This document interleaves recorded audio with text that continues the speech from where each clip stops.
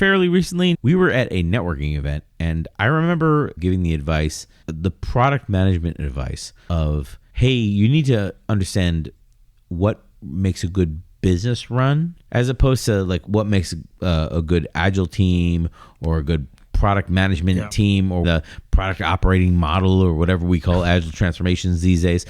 I remember saying like, listen, that's all good and it's great. If you want to communicate with the folks on the business side that are in charge of running the business, you need to, quote, speak that language. You need to understand what running a good business is about, and then speak the language of running a good business rather than the things in the Agile community that we like to talk about. It doesn't matter how you dress it up. You have to communicate in terms that business understands. Right. I wanted to stop and talk a bit about running a successful business and how to go about lobbying for your value as an Agile coach or a Scrum Master or product manager, someone in the product operating model, right? I wanted to talk about that. Lobbying for your value in a world that only wants to talk about ROI or treating things like a factory, stamping out widgets, that kind of thing.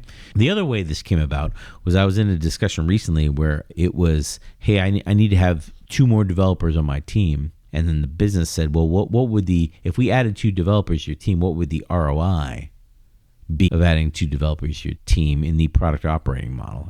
And this is me in my capacity as a product manager, which that sort of stopped me in my tracks. And I was like, why am I here? Like, on Earth, basically. A philosophical discussion of why I'm here. Yeah. What is my purpose? Exactly. Yeah, I mean, anytime when you ask for something, leadership will always think about that and say, well, what do we get back? You know, if we give you what you're looking for. And a lot of times I find this is actually a gap. A lot of times I find people will gravitate towards saying things like, we can deliver something faster or we can go to market faster. But those phrases come out without really some like credibility to them. How do you know adding 2 developers is going to reach a cadence where you can go to market quicker? You don't really know that. Yeah. You're supposing a lot because first of all, as soon as you get your 2 developers or whatever it might be to join your team, there's going to be an immediate drop in their effectiveness, their efficiency, however you want to measure it, right? Because they're learning, and then people that are there are supporting them and onboarding them. So they're not delivering to their full potential either.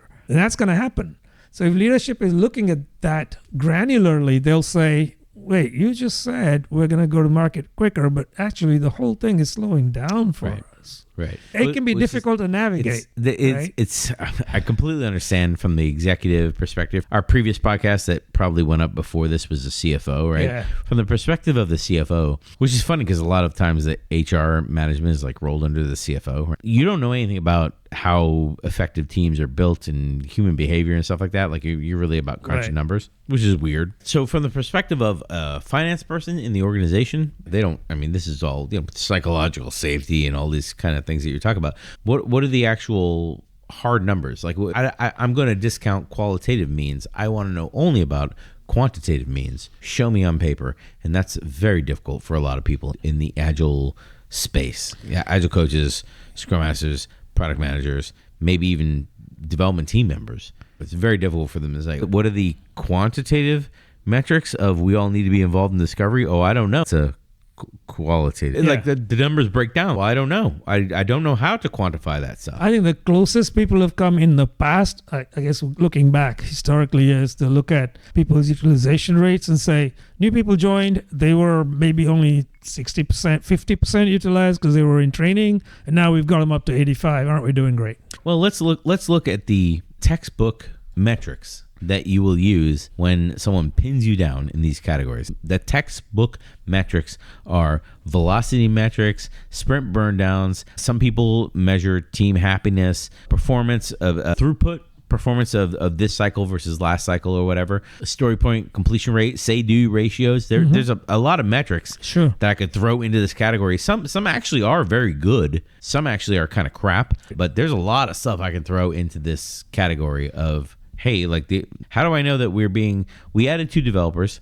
How do I know that those 2 developers that I added to your team of 3, for example? So we took your team of 3, we expanded it to 5. How do we know that we made a substantial impact? So if I took your team of 3 and added 2 more developers, theoretically there should be a 166% what are these value, the velocity, Right. or what did I just say, throughput or something like that should increase by nearly twofold. There are some things that you would expect that maybe not immediately. This is something that people forget. It's not immediate. It takes time. But if you just grant that and say, let's wait a little bit long enough where these people become familiar with what they're doing and so forth, and then you look at it and you're still going to fall short. There's reasons for that, because there's not a linear relationship between adding 2 developers and having 166. That's all straight line, linear extrapolation, and life doesn't work that way. Adding more people to the team automatically adds more vectors of communication, which drags you down. So having 3, okay.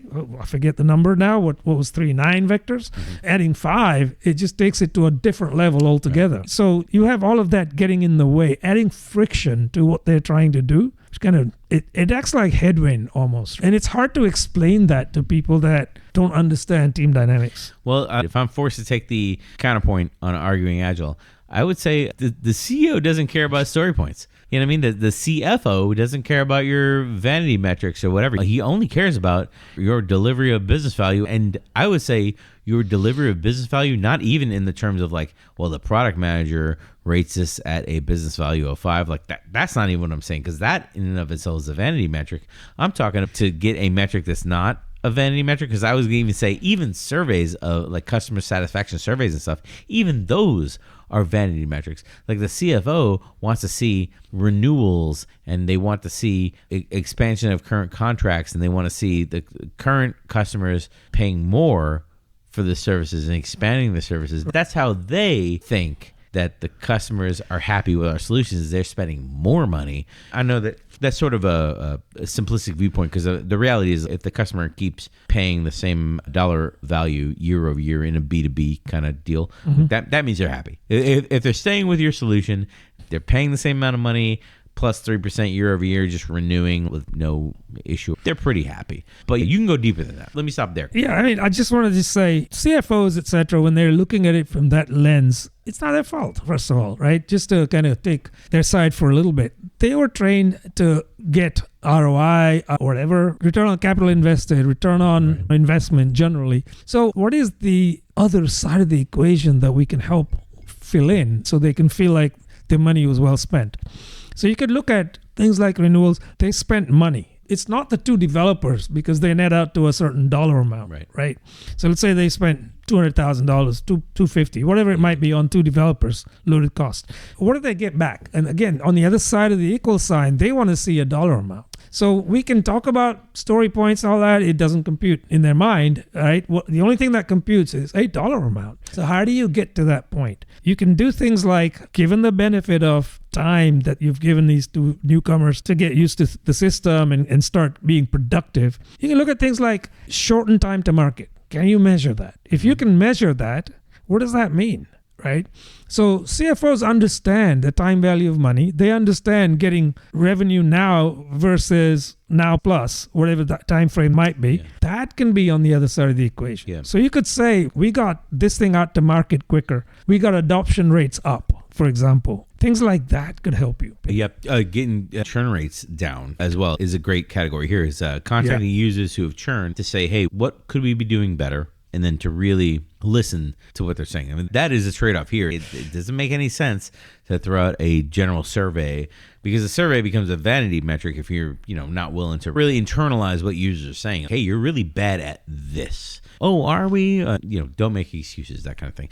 The CEO doesn't care about story points. It could be the title of this episode of the podcast is the CEO doesn't care about story points, because so many people will say, well, the CEO, by the time they get involved, they just want to know, when's this going to be done? Right, exactly. Which I feel like is been if I could have a tagline to my career, is like Brian Orlando, product manager, tagline, when's it going to be done? It could be done as soon as possible if you're okay with the bare minimum. If you want to build the whole world 3 times over or whatever to make your customer happy, that's going to take a long time. I feel we should do a whole different podcast under the banner of when's it going to be done, And that should be the title and the agenda of the whole podcast is dealing with the I question. like that. I when's like it going to be done? It's going to be on my gravestone. #done. It's like, finally done.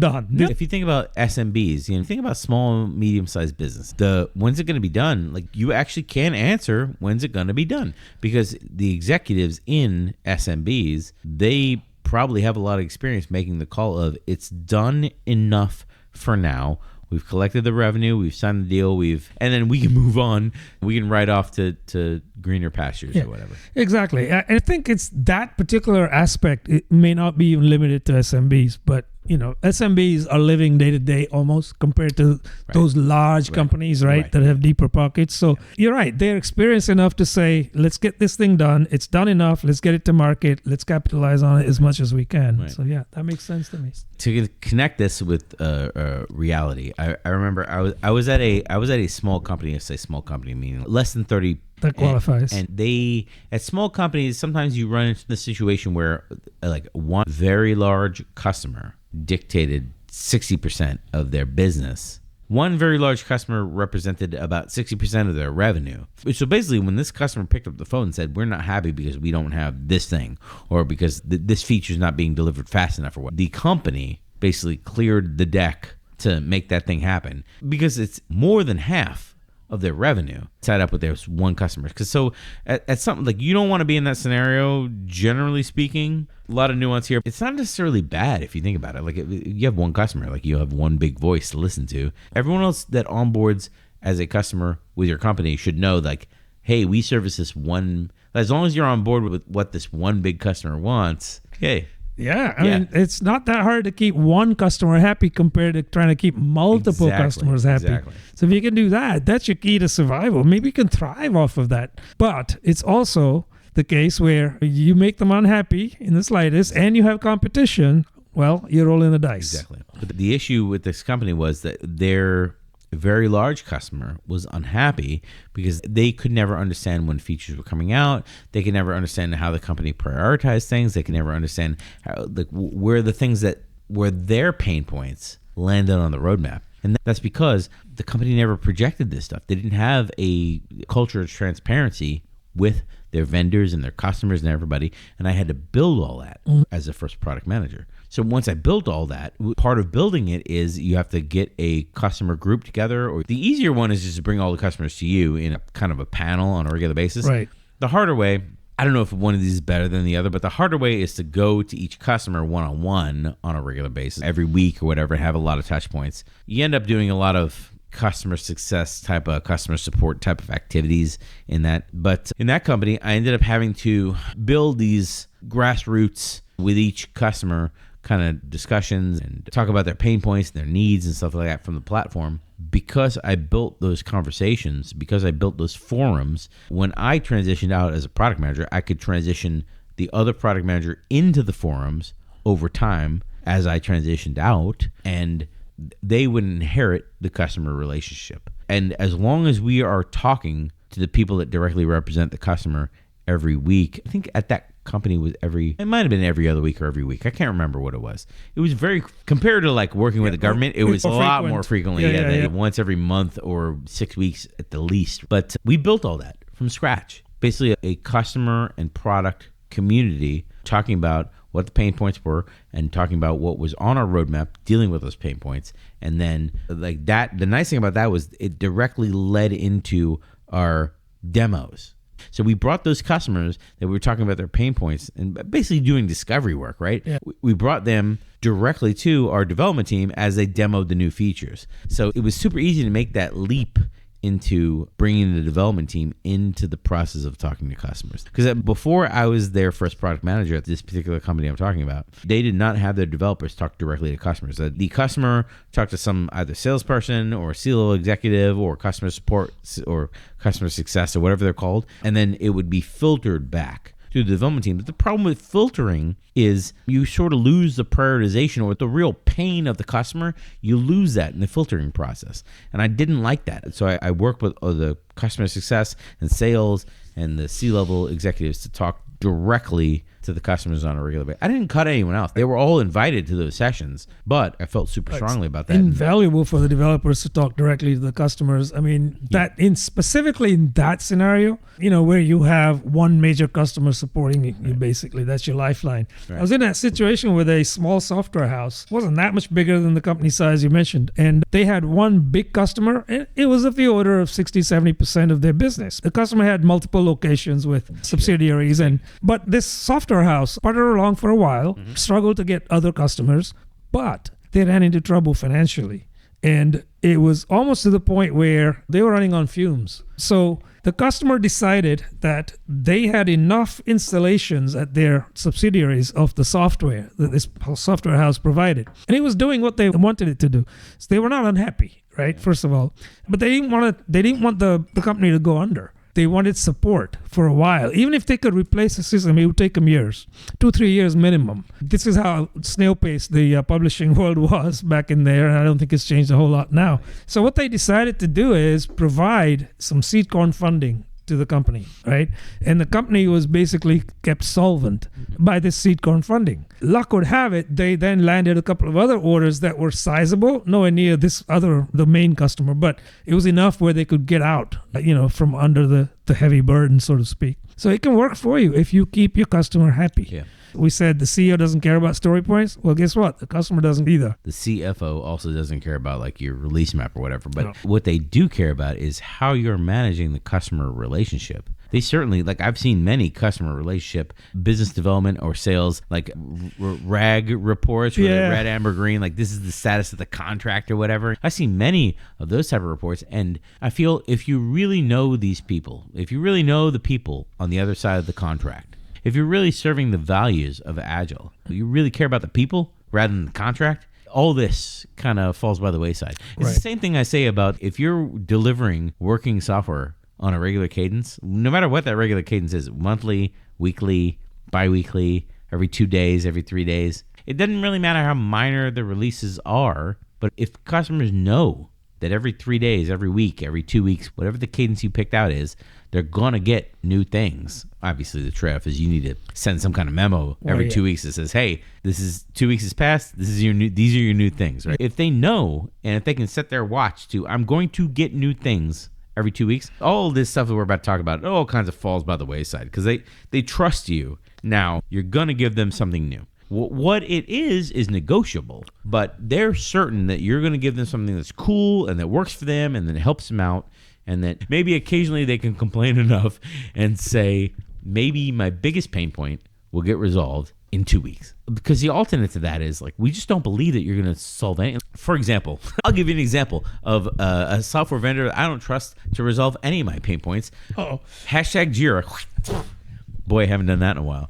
I don't believe they will resolve anything, any of my pain points, because I don't think they care about me. Well, you bring up a point there. I think ultimately it comes down to building trust. The company has built enough trust with customers by delivering on a fixed cadence or a regular, whatever regularity it is. Then they know that something's going to happen, right? And it keeps them interested. It keeps them from jumping ship as well, because it's the devil you know.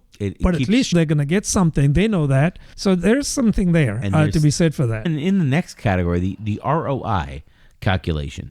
There's no ROI calculation on, we have regular recurring meetings with the vendors or with the customers. They trust us enough to tell us their real business problems every week or however, every 2 weeks, whatever the thing is, right? Enough to be included in our sprint reviews, where they are attending our sprint reviews and giving us critical information about the software we're building to help us be more valuable into their workflows. They trust us. There's no ROI calculation that's going to like factor that trust level in. So you're either, if you're a product manager, you can be a developer on a team and understand that this regular back and forth communication is what will make the world turn for your company and therefore be way more valuable than any other people that are just kind of ticking a box or punching a clock or whatever. But the reason I bring up ROI is because I want to pivot us to a category that people really struggle with. Like where we started in this podcast, we said, hey, maybe I'm a product manager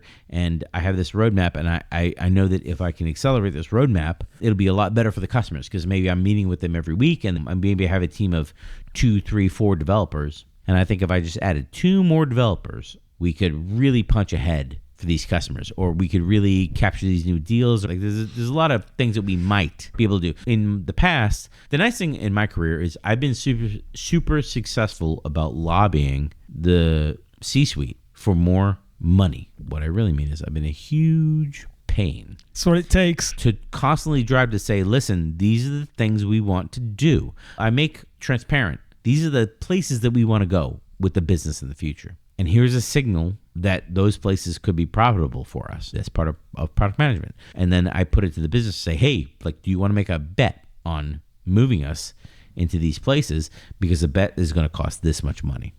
And then usually what I will get is, what is the ROI on giving you 2 more developers in your team so you can make these new bets? Like, how can you prove that there is ROI on the other side of it? Which is a very complicated question to answer for a product manager on a traditional Marty Kagan style durable product team that has revenue tied to the product and that kind of thing.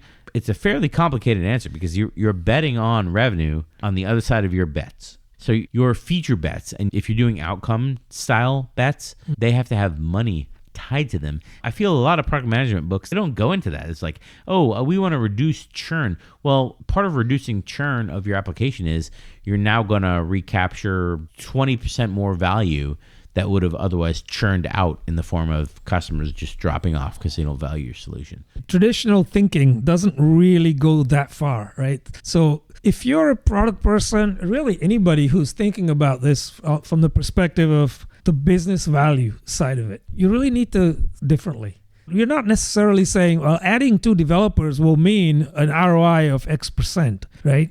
Which is typically how ROI is calculated, a percentage basis, right? Over a time period, 2 months, 2 years, 3 years, whatever it might be, whatever the time period is. It's hard to kind of come up with a number like that in these kinds of situations. So what do you do instead, right?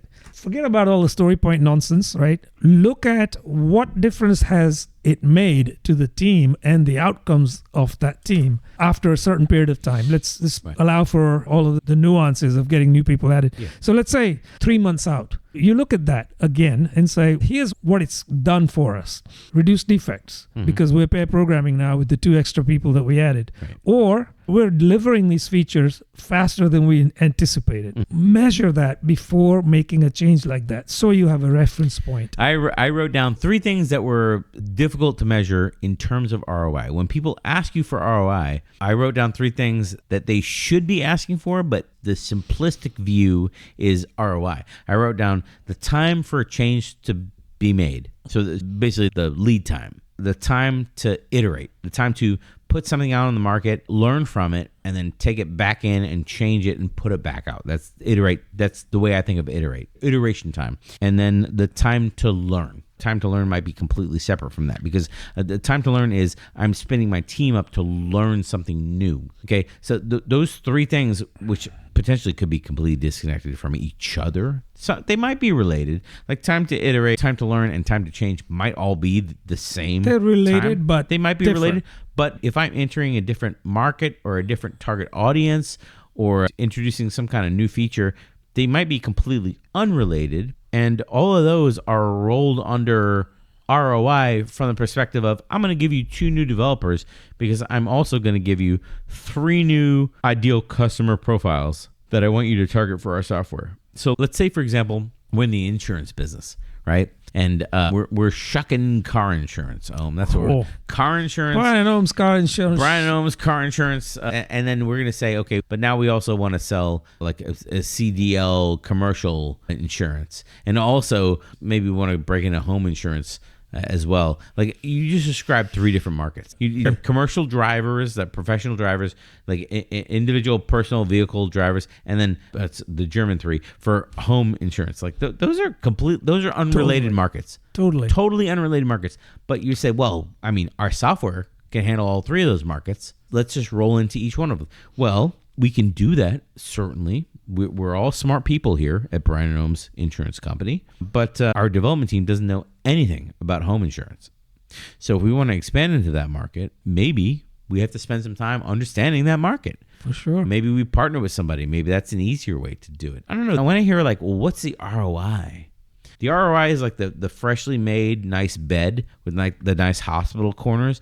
And then when I pull the sheet back a little bit, there's a whole different world that I've never seen before. Yeah. Of like, what is all this?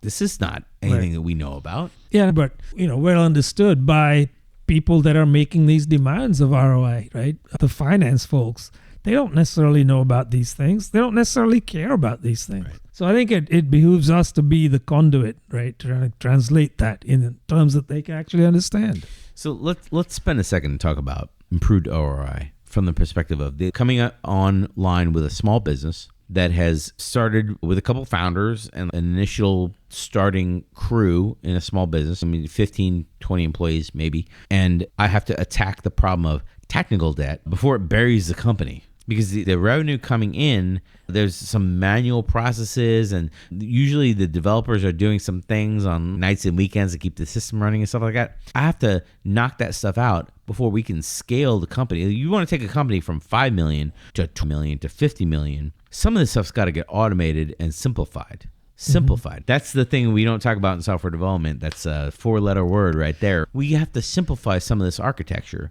to make it easier for a smaller team to maintain this larger solution over time. And that's one of the things that I've made a lot of money in my career, not actual money because I ain't got no yachts, off of understanding, hey, we can, like, a percentage of our time on the development team needs to be spent paying down that interest. If you go back to our podcast with Alex about technical debt, we need to pay down that interest and also the principal against the interest very quickly, while also keeping the lights on and developing new features and bringing new customers in. But we need to carve off as much of that cash as possible to pay that principal down so that when we are ready, we don't have all this stuff that was incurred to build the initial system and get the initial customers and get our initial profit base, our initial profitability as a company to launch us to the moon. A lot of the founders don't think this way, although now what I'm finding is for all of that work that required manual drudgery, there's opportunities to outsource that. There are companies that can do a lot for you. So you need to think about that. But the thing that people should understand is, yes, we're saying wind down as much as possible all of that technical debt. You possibly in real life never get to zero because of the pressure to deliver constantly. So you're going to maintain it. The trick is to carry as little as you can and on an ongoing basis, keep paying that down. Right. So what you do carry, you want to make sure that's the good fat, right? You want to make sure that that's the stuff that's not going to hinder you as much as some of the other stuff, which potentially is like basically a bale of cotton or whatever, hay, that just keeps growing bigger and bigger over time. Yeah. That's the trick right there. And savvy development managers know this, right? Yeah. And they can translate that up to finance folks and say, this is what's going on here, right? We have to pay this down. That's why our throughput is as big as it can be, theoretically. It's a little less because we're also paying this down on an ongoing basis. Yeah, this was not the original intention of this podcast to be where we're at right now. True. But I'm very happy that we're here because there are some world-class CTOs out there can explain and bring it to the bubble, what we're talking about, up to the sea level to say, if we don't invest in this, if we're going to constantly be held back by the interests on the loan that we took out, we can't take advantage of all of what the technology could provide in the future. So basically, they're laying out a technological roadmap to the future. It's somehow woven into the product roadmap. So they've already worked with product to say, listen, we need some kind of minimal amount of dollars, time translated to dollars, right? Yeah. To say we need to pay down this debt because we need to get to a future of this technological, SAFE calls this architectural runway. Like, I think that's a great term for it architectural runway. I really think that's one of the things that SAFE got right, if I'm going to praise SAFE for once in a lifetime. You need to be showing the future of the organization, hey, these are the emerging tech trends in the future, and going with these things can bring our cost of ownership down and can increase the profit margin, basically, of the cost to run the business versus what you're bringing in. Yeah. So we want to constantly be expanding that margin between what it costs to run the business and what the technology costs. I want to at least show that we're keeping them equal because we're broadening what we can do with the technology out of the box constantly and forever. And like that's a great thing to present to your C-level. I say that because I have a technology background. Right. But again, I firmly believe that's the CTO's job. It is a CTO's job. I do think that, development side of the organization, they need to partner with product and putting in on the backlog certain tech debt reduction, refactoring, whatever you want to call it, item, right? And those items need not be buried in the backlog. They should actually be made visible on a chart when that's presented to leadership to say, this is the net new stuff that we're doing, and here is all the tech debt reduction that we're doing. So that the messaging is clear, right, to the C-level folks. Here's where we're spending our money, right? And here's why we're doing this. That's really the key, to explain it in those terms. Just say, we're spending this amount of our bandwidth on cleaning the house. And then this other stuff we're doing for investing in the future, doing new functionality, etc. If you can do that successfully, you'll have no friction from them, because what you're trying to really get is to the point where you say, if we don't do this, here's the opportunity cost, right? Where that top band of new features that we're delivering, it's not about the features, it's the revenue you're going to garner from those. That's going to shrink over time because your tech debt grows, right? So that output entropy is going to be constant, right? And so as your tech debt grows, your profit margin is going to shrink. And if you can relay that message clearly to C-level, I think you're onto something. What do you say to the people that will say, we're not going to give you 2 more developers because the way you're doing product management, I have to wait till 12 months or 6 months or whatever to the end of the year to show impact on the product line, and I'm going to add them to your team, and you're telling me it's going to be 3 months because your velocity is going to be all out of whack because you got to go to this storming nonsense that you're telling me about, and then you'll get your working agreement together, and it's going to be X number of months till I see any impact to my bottom line, so I'm not even going to bother giving you any developers. It's not an uncommon argument to hear. It's a very, first of all, right? I freely admit I am not representing the argument very well, but it is a real argument that I've experienced, and I haven't taken very well, is what I'm saying. Yeah, so one of the ways you can kind of start to tackle that is to say, well, what's the alternative, right? The alternative is you don't add this investment to developers or whatever the investment is. And you can now look at what you've done from a point in time to today and say, if everything stays constant, we're going to go down this path. And is that acceptable, right? If you're an SMB, is that acceptable? If it is, we don't need to add more people. We don't need to add any more investment. Inevitably, though, in the situation that SMBs typically are, you have competition, right? And you're always fighting for every inch of your market share, or every, however you measure it, percentage. But anyway, you're always fighting for market share. So in order to do better, you have to spend a little. It's like you can't go faster unless you're willing to pedal faster. So let's do this. If there's pushback, give me 1 developer and we'll see how it goes. You're going to wait still, but hopefully within a short period of time after they've become settled, I can show you a tangible benefit. And at that point, I'm going to come back to you and say, let's add the other one. Or I might need 2 back at that point in time. That's typically how I would frame that, right? You got to think about it from their perspective too. You're an SMB, you really cannot wait 12 months to see a return on that investment. That money you could put somewhere else, at least in your mind, that can give you quicker or better return. So you have to fight that in a way that makes sense to the people. Yeah, like I completely am with you. I guess in reality, that like a lot of the stuff that we're talking about, how do I know when to hire a permanent Scrum Master or when to bring in a contract Agile coach, for example, to kind of help my teams evolve? Some of that stuff hopefully is leading edge, meaning you've booked some business. In order to fulfill that, you haven't got enough capacity. That's the good way to do it, because now you've already got some deposits down. You're going to try and fulfill those orders, and you can't do it with your current crew. Right. So you need to add more people, right? That's an easy one to kind of defend. Where it gets harder is you're vying for greater market share. You think and you believe in your heart of hearts, not just you, the company as a whole, that adding people will enable you to get there. How do you now relay that as a message to the higher ups, the leadership, and say, this is what we need to do and here's why?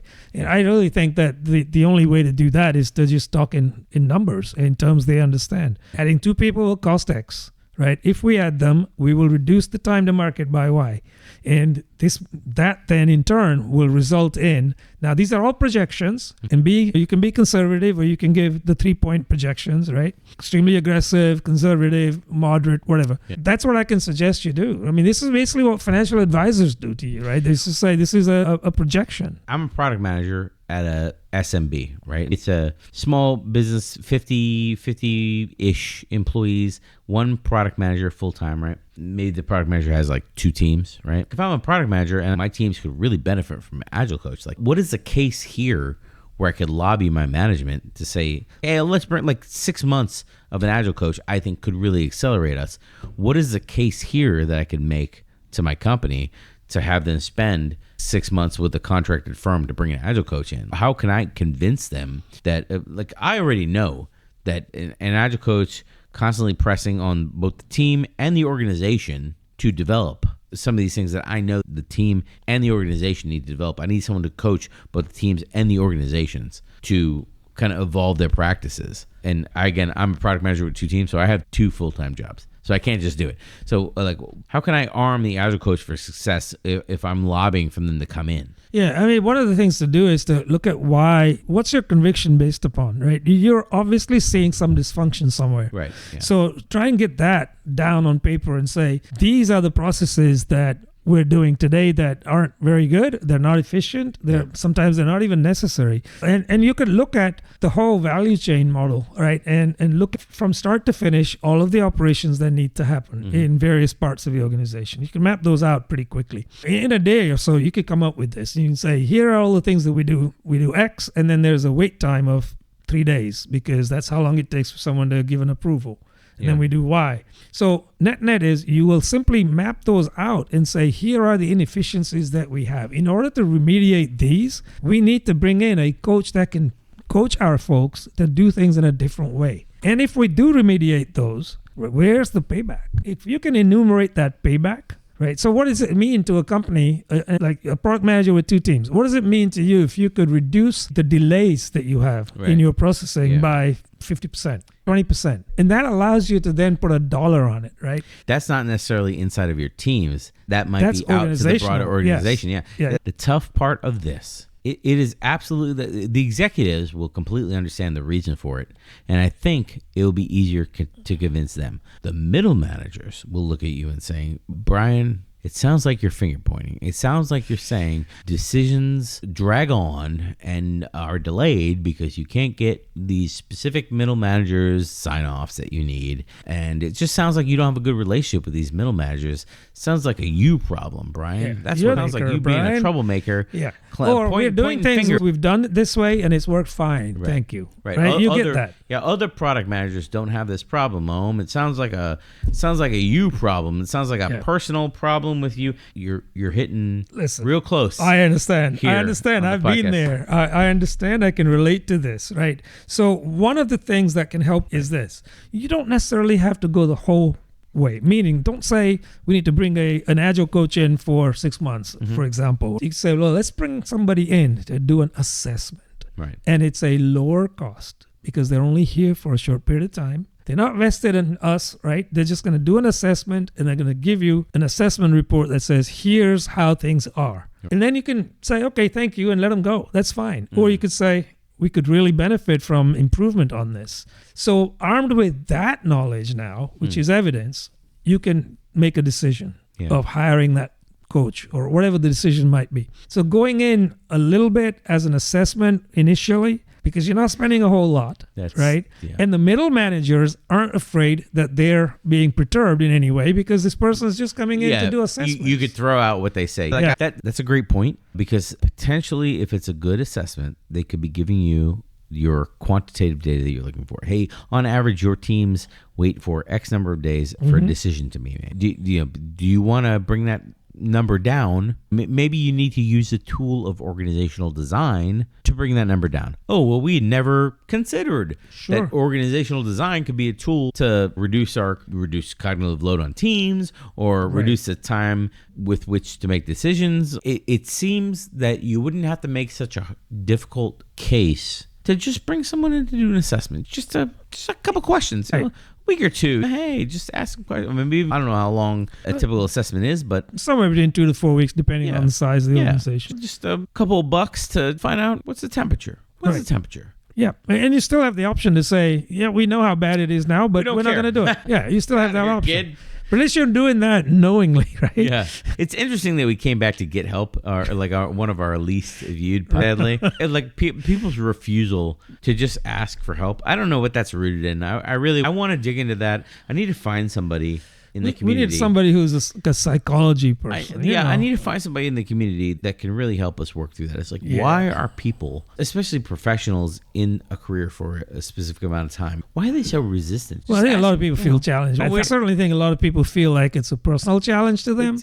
When you say, well, get help. What do you mean, get help? That's crazy. Like it's. I know what I'm doing. It's a challenge to their identity, and therefore like something very personal. And I get that. I get that. But I also think that there's got to be organizations where the most successful organizations probably have found a way to push through that, to say, hey, this thing that you're feeling where it's an attack on your identity, let's take that, put it off to the side for a second, and just consider it. And then if you really have a real roadblock, a real harsh opinion on it, then bring it back and we'll talk about it. But just try to put your personal first take off to the side for a second. Turn it into an opportunity and not a threat to you necessarily. And for that, the organization needs to reassure the employees, this is not something that we're doing in order to thin the crowd, right? This is not a threat to you. If you embrace this and treat it as an opportunity, we can all win from this. Some organizations do actually do that very well, but they tend to be the larger ones. It's organizations, either the larger ones or the very small ones. The entrepreneurial one, where they're invested in. I was telling you earlier, I had a one-on-one with a coworker of mine recently. She's not going to listen to this, but shout out to her, where I was saying some folks just have a difficult time because of the way they are raised, or like from children, like the way they were raised, of dealing with, hey, I'm not questioning your identity when I say this is a bad decision or a bad action that you've committed to, right? But we need to talk about it and then maybe make a different decision, and then like everything just breaks down for them. That is a personal failing you've run into. And in business, I feel it's almost taboo to say, like, there are some people you will run into that have personal failings like this, that can't see past this. The business will be limited while those are the decision makers. Yeah, I blame the education system, because we're not really educated to think about this in this way, right? Yeah. We're not educated to say, okay, we have a problem, tackle the problem, not the person. Right. Unfortunately, people immediately look at it and say, it's your decision, and then you go on the offensive now, right? It's my decision, it was the right one. You don't know, I know what I'm doing. There should be a framework to invoke to say, oh, okay, I understand why you think like that, but let's take a step back for a second and let's walk through the framework. And then there should be, in your mind, you should say, oh, walk through the framework. Oh, okay, I understand. Okay, well, what is the situation? What is the evidence I have at hand? What is the experience that leads me to believe this? How does it conflict with the evidence or whatever? Like, there should be a framework, steps inside of a framework that you walk through to kind of check yourself to say, oh, is my identity or is something I'm bringing to this conversation coloring my opinion of the thing to let me not see it in its reality. Yeah, I mean, there's a coaching model that kind of touches on this. I don't think it tackles the problem head on necessarily, where you bring this out of the coachee slowly over time. But I don't think that's the instrument that tackles this problem head on, right? I just think it tangentially touches on it. This is one for another podcast. It is indeed. We'll have to find somebody who this is their niche. Yeah. Hey, you've discovered an issue. It might be something personal to you. Let's break it down and make you a better leader because we've learned how to break this thing down. Yeah. I agree. What we're talking about now is a leadership failing that needs to be overcome for you to succeed in your business. And I feel like when we were at the point of pointing out leadership things that need to be advanced in order for your business to advance, we're done. Okay. Well, thank you all for staying with us on this one too. And let us know down below what you'd like us to talk about next. And ring that bell, like and subscribe.